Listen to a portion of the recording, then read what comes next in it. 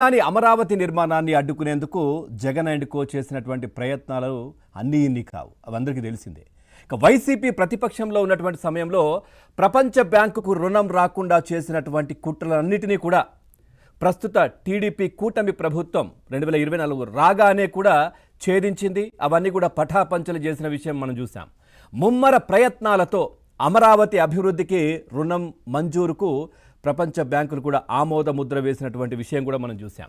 ఇక ప్రభుత్వం రాగానే 6,800 కోట్ల రుణానికి ఆసియా అభివృద్ధి బ్యాంక్ ఆమోదించిన విషయం కూడా మనకు తెలిసింది. అట్లాగే ప్రపంచ బ్యాంక్ బోర్డు అమరావతి అభివృద్ధికి 6,750 కోట్లు అప్పివ్వడానికి కూడా ఆమోద ముద్ర వేసింది. కూటమి ప్రభుత్వం రాగానే వారితో మాట్లాడి ఇవన్నీ కూడా చేయించారు. దాదాపుగా 15,000 కోట్లు అమరావతి అభివృద్ధి కోసం వాళ్ళంతా ముందుకు వచ్చారు. ఇక స్టేట్ బ్యాంక్ ఆఫ్ ఇండియా ఏదైతే దీనికి సంబంధించి కూడా ఇప్పుడు ఏదైతే ఏ విధంగానైతే జగన్మోహన్ రెడ్డి గారు ఇబ్బందులకు గురి చేశారో, ఈ విధంగా ప్రపంచ బ్యాంకులకు లెటర్లు రాశారో అమరావతి అభివృద్ధికి మీరు రుణాలు ఇవ్వద్దు అని చెప్పేసి, సో ఏ విధంగానైతే అమరావతిని ఇబ్బందులకు గురి చేశారో ప్రస్తుతం ఇప్పుడు కూటమి ప్రభుత్వం అధికారంలోకి వచ్చిన తర్వాత 15 బ్యాంకులు అమరావతిలో పురుడు పోసుకోబోతున్నాయి. వాటి కార్యాలయాలు కూడా ఇప్పుడు దానికి సంబంధించి కూడా ప్రారంభించే అవకాశాలు కనిపిస్తూ ఉన్నాయి.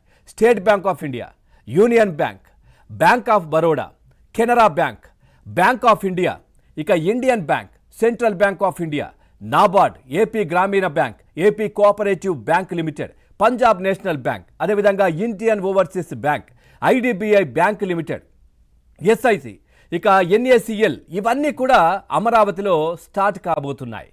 ఇంతకాలం మీరు చేసినటువంటి కుటీల ప్రయత్నాలన్నీ కూడా పటాపంచలు కూటమి ప్రభుత్వం చేసింది.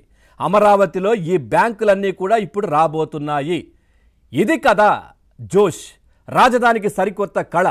ఇప్పటిదాకా ఆంధ్రప్రదేశ్లో ఎక్కడెక్కడో అసలు ఉన్నాయో లేదో తెలియనటువంటి జాతీయ బ్యాంకులు రాష్ట్ర కార్యాలయాలకు అమరావతి చిరునామా కాబోతోంది. ఇక ఒకే రోజు ఒకేసారి ఇటు 15 బ్యాంకులు, ఆర్థిక సంస్థలు తమ కార్యకలాపాల నిర్మాణాలను అమరావతిలో ప్రారంభించనున్నాయి.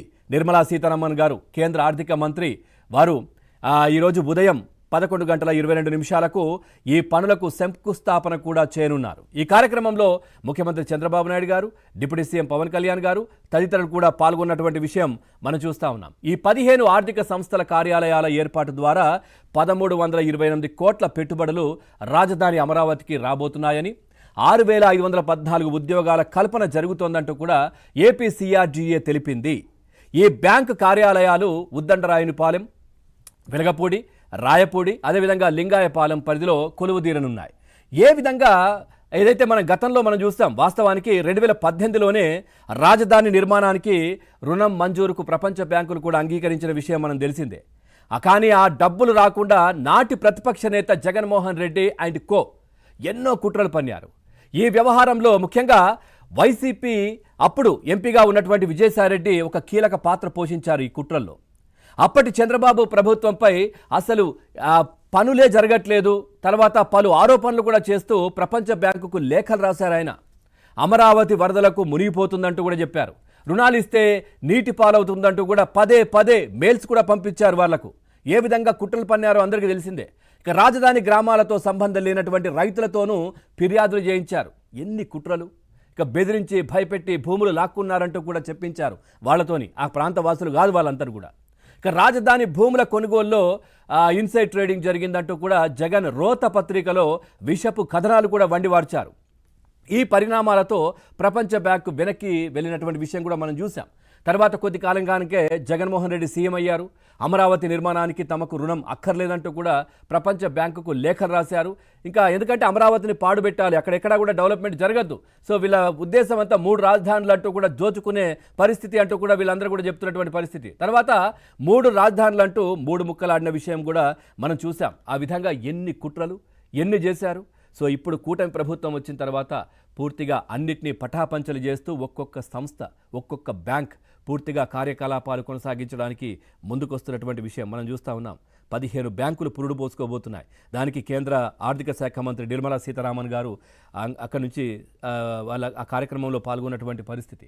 సో ఈ విధంగా జరుగుతోంది. అంటే ఇప్పుడు రాష్ట్ర ప్రజలు అనుకుంటున్నారు, మీ ఏడుపే అమరావతికి దీవెన జగన్మోహన్ రెడ్డి గారు ఇది ఖచ్చితంగా గుర్తుపెట్టుకోండి అంటూ కూడా చాలామంది చెప్తా ఉన్నారు.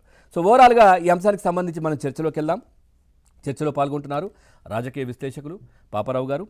సార్ నమస్తే. అట్లాగే టీడీపీ పార్టీ అధికార ప్రతినిధి ఎస్పీ సాహెబ్ గారు, ఇక బీజేపీ పార్టీ అధికార ప్రతినిధి అడ్వకేట్ కృష్ణకాంత్ గారు. అందరికీ నమస్కారం. ముందుగా సాహెబ్ గారు, ఏంటి 15 బ్యాంకులు ఇంకా చాలా సంస్థలు కూడా ఇక్కడ అమరావతిలో పురుడు పోసుకోబోతున్నాయి. దానికి సంబంధించి భూ కేటాయింపులు, తర్వాత ఉద్యోగ కల్పనలు